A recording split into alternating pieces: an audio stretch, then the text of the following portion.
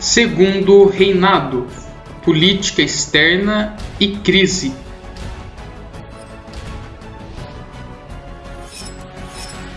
Olá pessoal, tudo bem? Espero que estejam todos bem. Dando sequência ao nosso conteúdo de História do Brasil, nós vamos tratar hoje, portanto, da continuidade dos desdobramentos do Segundo Reinado, que foi o governo de Dom Pedro II à frente do Brasil, falando especialmente hoje da política externa do Segundo Reinado e dos fatores que vão levar à crise da monarquia. Mas vale recordar que na última aula nós falamos sobre os aspectos econômicos, políticos e sociais do Segundo Reinado. Os aspectos econômicos, era importante recordar que o café era o principal produto da pauta de exportação. Também falamos da mão de obra, que a princípio é mão de obra escrava africana, mas após 1888, com a abolição, passa a ser predominantemente mão de obra imigrante, com os imigrantes que vêm para cá trabalhar nos cafezais.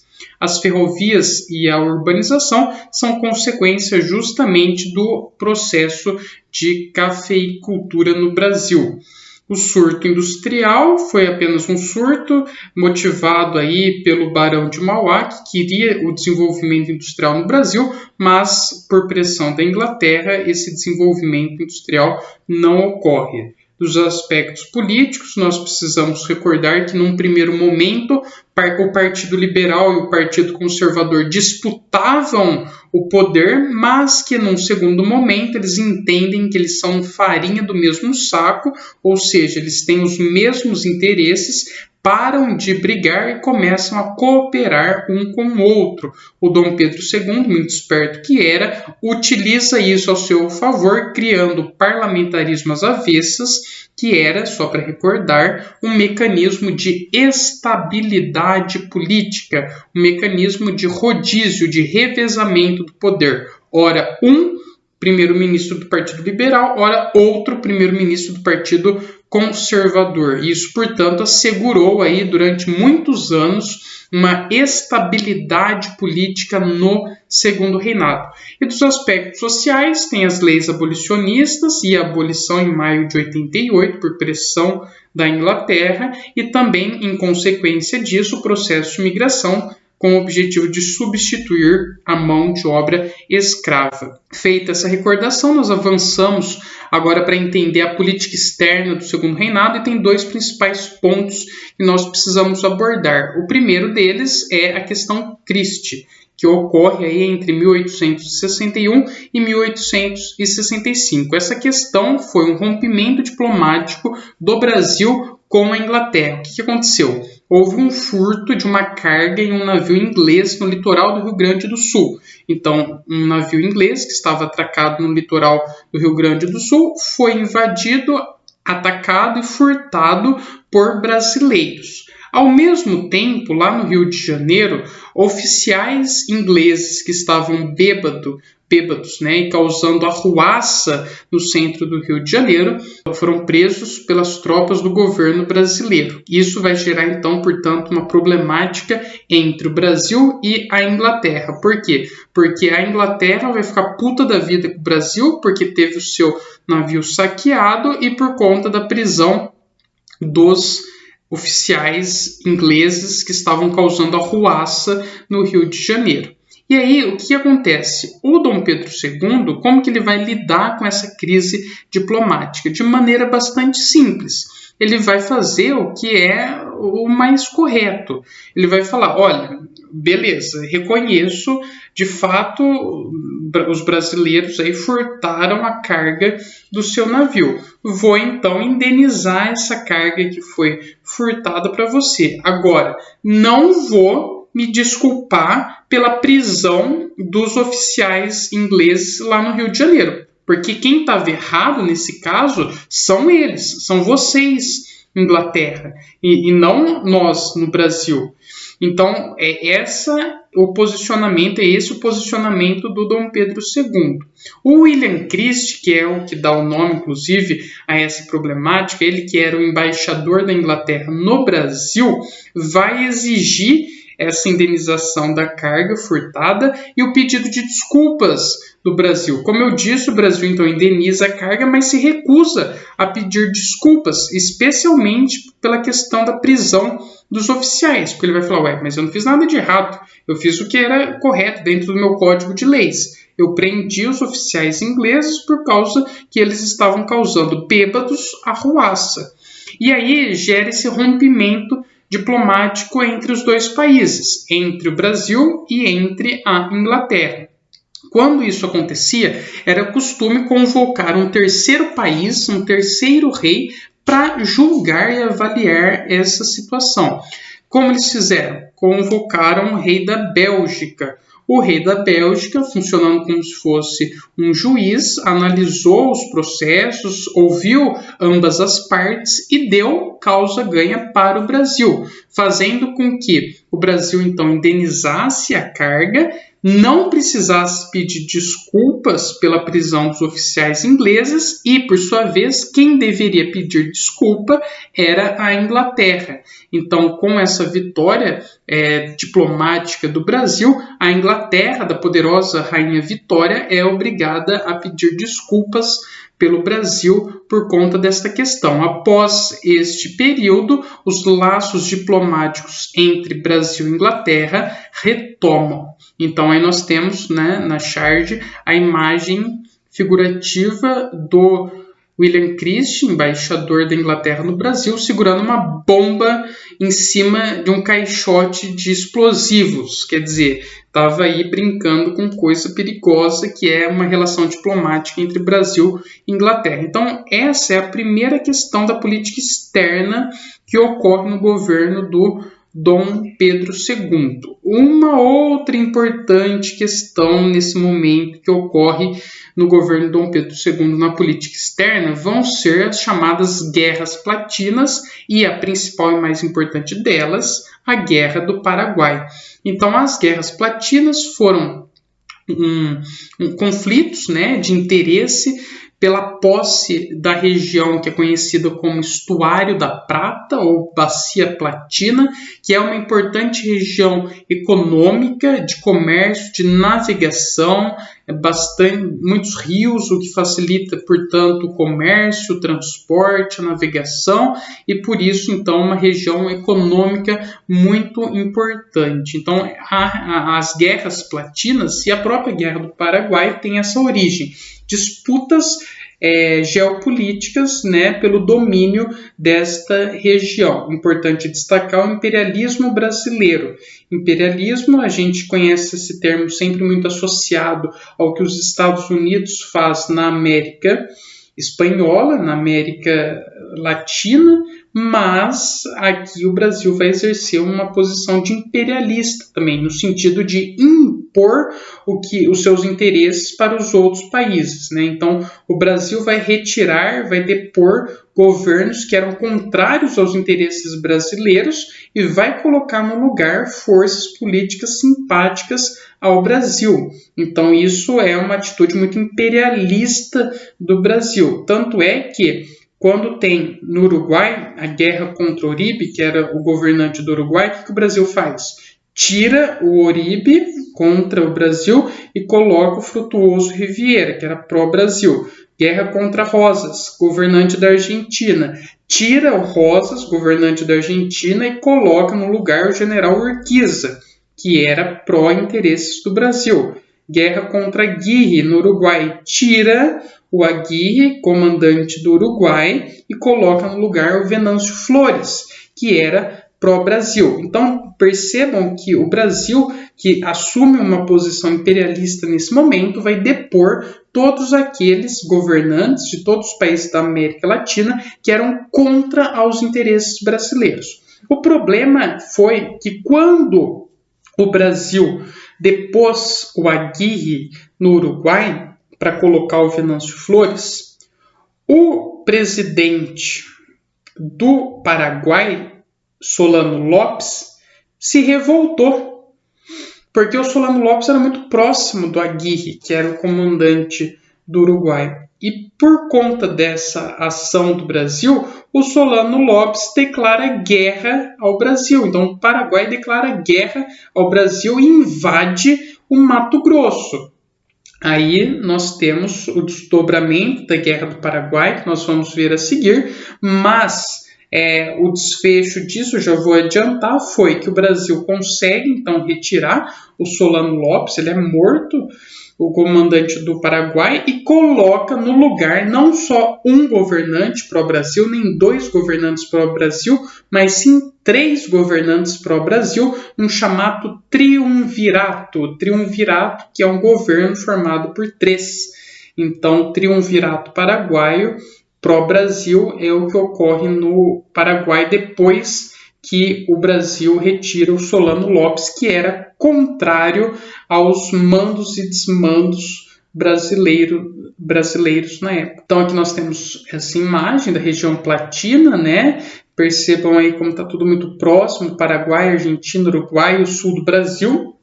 Então foi exatamente nessa região, nessa junção destes 4 países que ocorreu aí as problemáticas da Guerra do Paraguai. Guerra do Paraguai, então, se estende de 1864 a 1870. Esta pintura aí é da Batalha de Riachuelo, que foi uma das mais importantes e decisivas da Guerra do Paraguai. Foi nesta batalha que o Brasil começou a ganhar, consolidou a sua vitória frente ao Paraguai. E nós temos aí, então, relembrando o motivo desse conflito, que foi, como eu já disse, as disputas imperialistas na região da Bacia Platina. O estopim, então, como já foi dito também, foi quando o Brasil depôs o Aguirre para colocar o Venâncio Flores, e aí isso acabou revoltando o Solano Lopes, que era o comandante do Paraguai, e aliado e amigo do Aguirre. Nesse momento, então, o Paraguai declara guerra ao Brasil e vão se formar, para enfrentar o Paraguai, a chamada Tríplice Aliança. O Brasil não enfrenta o Paraguai sozinho.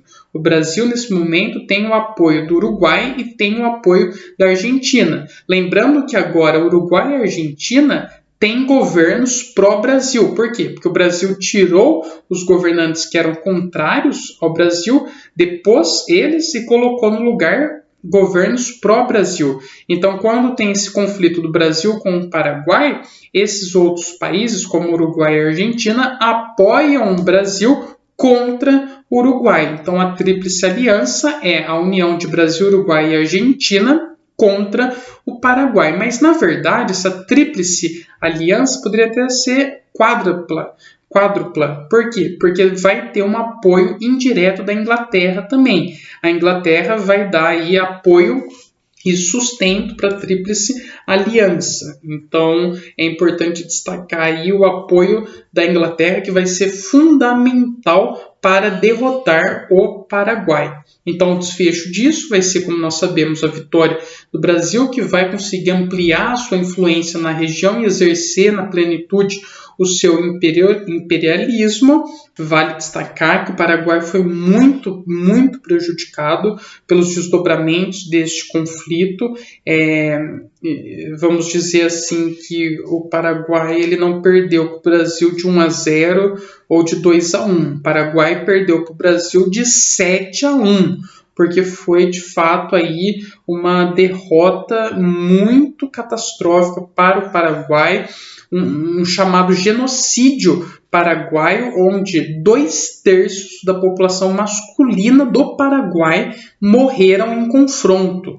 Então foi realmente um episódio muito sangrento da história do Brasil e também da história do Paraguai. E após então a derrota do Paraguai, a deposição do Solano Lopes, que foi morto pelas tropas brasileiras, o Brasil impõe o triunvirato paraguaio, que eram 3 governantes favoráveis ao Brasil.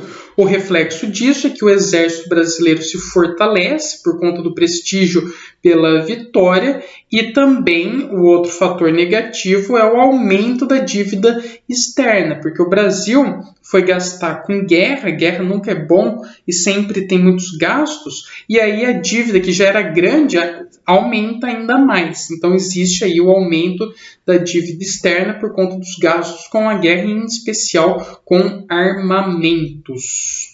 Aí nós temos essa imagem para problematizar justamente essa questão do apoio da Inglaterra. Temos aí os 3 mosquiteiros brigando contra o Paraguai, de Solano Lopes, e o Solano Lopes do Paraguai está falando, mas isso é covardia, 3 contra 1?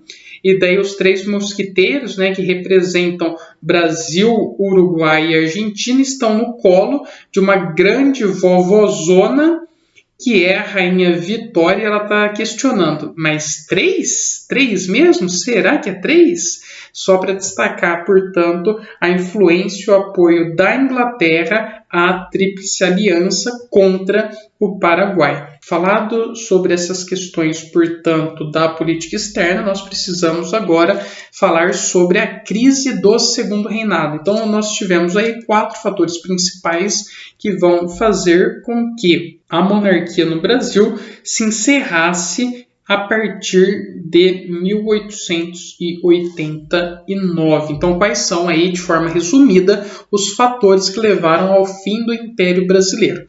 O que leva ao fim uma monarquia? O primeiro deles é o surgimento de uma outra forma de governo, que é a república. Então, nesse momento, começa a ganhar força no Brasil um movimento republicano que vai se consolidar com o Manifesto Republicano de 1870 e, logo em seguida, a fundação do Partido Republicano Paulista, o PRP, em 1873. A partir daí, a monarquia começa a perder força diante da república, um regime, uma forma de governo que passa a ser entendido como mais moderno, mais sofisticado, e também uma forma com que os grandes cafeicultores, né, as pessoas ricas do Brasil, a elite rica do Brasil, poderia influir de uma maneira mais direta. Porque, embora eles já tivessem na monarquia um apreço pelo rei, se houver uma república, que é a forma de governo onde a população escolhe os seus representantes, os cafeicultores poderão escolher diretamente os seus representantes. Esses representantes vão estar aí motivados a atender na integralidade todos os desejos e interesses desta elite cafeicultora. Então é por isso que os cafeicultores passam também a apoiar o movimento republicano.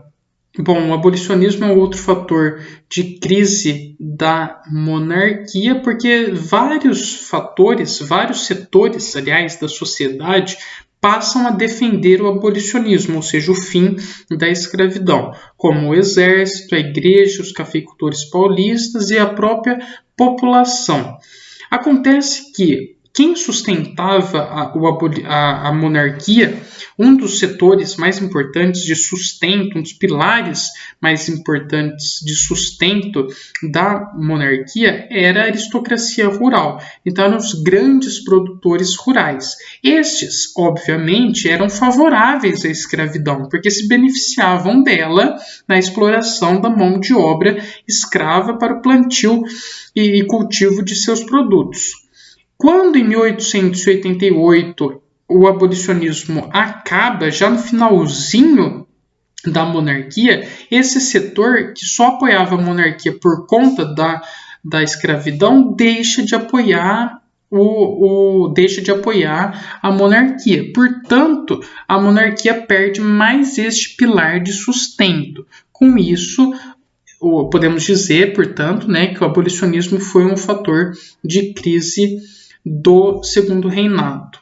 Questão militar, outra questão importante, nós falamos que um dos pilares fundamentais de sustento da monarquia no Brasil era a aristocracia rural, os grandes proprietários de terra. Um outro pilar importante neste momento vai ser o exército, que é outro pilar de sustento da monarquia e que se rompe neste momento. Por quê? Porque houve, com a vitória na Guerra do Paraguai, um sentimento de prestígio dos militares brasileiros por conta da vitória. Como eu disse para vocês, o Brasil não ganhou do Paraguai de 1-0, de 2-1, ganhou de 7-1. Foi uma goleada. Então os militares se sentiram aí prestigiados com isso. E queriam a modernização do exército, queriam mais investimentos, queriam uma maior participação política e defendiam os ideais republicanos e abolicionistas. Agora pergunta, a monarquia poderia dar maior modernização para o exército? Poderia dar maior investimentos? Até poderia, mas daria, de fato, uma maior participação política? Muito difícil. Agora, e com a república? Com a república já é possível. Tanto é possível que a república é proclamada por um militar, que é o Marechal Deodoro da Fonseca. E durante os primeiros anos de república, ela vai ser chamada, como nós veremos mais à frente, de República da Espada, justamente para reforçar e destacar o prestígio que os militares tinham à frente deste governo republicano em seu início. Então, o exército deixa de apoiar a monarquia e passa a defender a república e o abolicionismo. Outro ponto importante é a questão religiosa, que seria um terceiro pilar de sustento da monarquia. Nós já falamos da aristocracia rural, já falamos do exército, talvez o terceiro mais importante pilar de sustento da monarquia que se rompe nesse momento era a igreja. O que aconteceu? O que foi a questão religiosa? O Dom Pedro II rejeitou uma medida do Papa, que era a bula Sílabus. O Papa Pio IX havia feito esse documento que proibia a participação dos maçons em celebrações católicas. E o Dom Pedro II, que poderia rejeitar ou aceitar esse documento, acabou rejeitando. E quando ele rejeita um documento que é papal, portanto, na crença, um documento santo, o Dom Pedro II inicia um conflito com a Igreja. E vai ser amplamente criticado pela Igreja, não só pelo Papa, mas pelos bispos, mas pelas centenas de milhares de padres espalhados por todo o território nacional, que todos os domingos, em seus cultos semanais, vão estar metendo pau no Dom Pedro II. E isso, de certo modo, acaba convencendo a opinião pública também. Então, aí foi um erro do Dom Pedro II em acabar rejeitando essa medida do Papa. Dizem que ele o fez porque ele era maçom e que não se sentiu confortável com essa decisão do Papa, dessa proibição, uma espécie de perseguição dos maçons, que seria aí uma seita, um grupo, etc. e tal.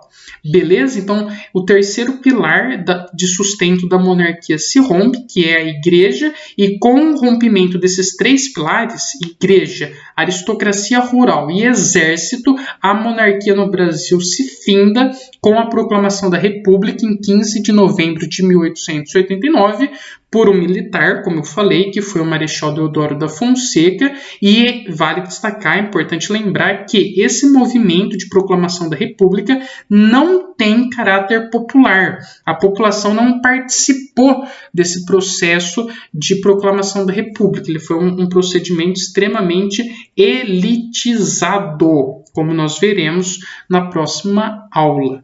Então, eu gostaria de agradecer a atenção e a paciência de vocês, relembrar que nós falamos hoje da política externa do Segundo Reinado, da questão Christie e da Guerra do Paraguai, das Guerras Platinas, e também dos fatores de crise da monarquia, que foram o movimento republicano, o abolicionismo, a questão militar e a questão religiosa. Na próxima aula, nós damos início à República, falando em especial da proclamação da República e da República da Espada, que foi aquela onde dois militares estiveram à frente do Brasil nesse início de república aqui no nosso país. Então, muito obrigado pela atenção de vocês e até a semana que vem. Tchau!